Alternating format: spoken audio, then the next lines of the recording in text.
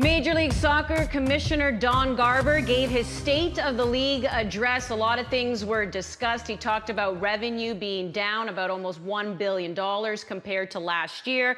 He also talked about knowing that, players had to take a 5% cut, and we know that they let go of about 20% of MLS staff as well. Needless to say, we know this, right? Across the board, economically, financially, it's been very tough for leagues.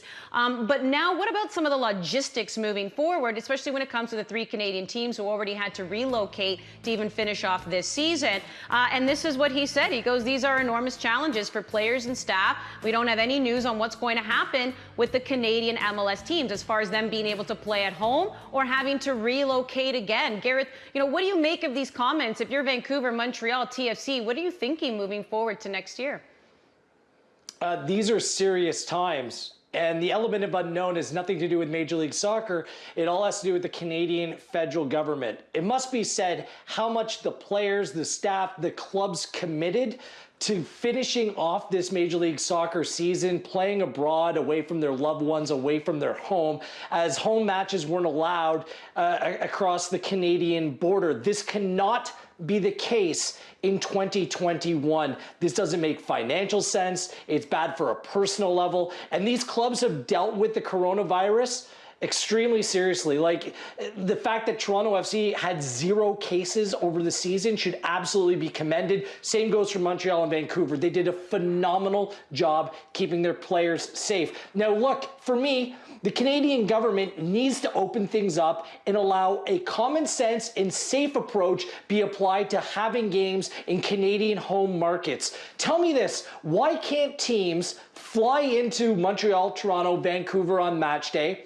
go straight to the stadium, play the match, go straight to the airport, and fly home? They can charter flights. The exception can be made. You'd be minimizing risk. Because right now there's a risk of these Canadian club teams just completely going belly up. There's only so much they can bleed. There's jobs, Canadian jobs on the line. People that work in the stadiums, people work at the clubs. They depend on home matches. You can do it in a safe way. It has to be done, Andy. This doesn't mean fans in the stands right away. It's going to be a gradual process here. But if you can fly province to province and play professional sports with teams from Ontario and teams in Alberta where the coronavirus is present, you can cross the border as well. They're doing it in Europe in Champions League. They're doing it in international football, for me, which is way more dangerous. An exception has to be made here. No more about the optics. We need to get back helping, supporting these clubs by allowing home matches to be played.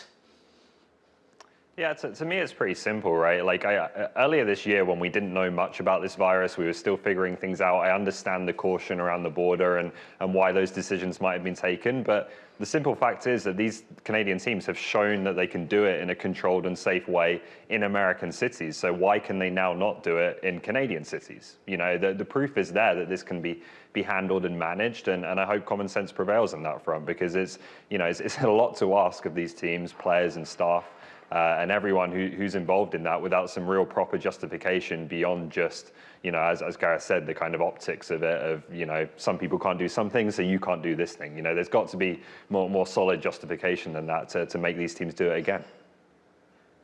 I feel across the board, there's a lot of people looking for certain justifications from the federal government, or at least some explanations as to why certain things can go, certain things can't, because there does seem to be quite a few contradictions there.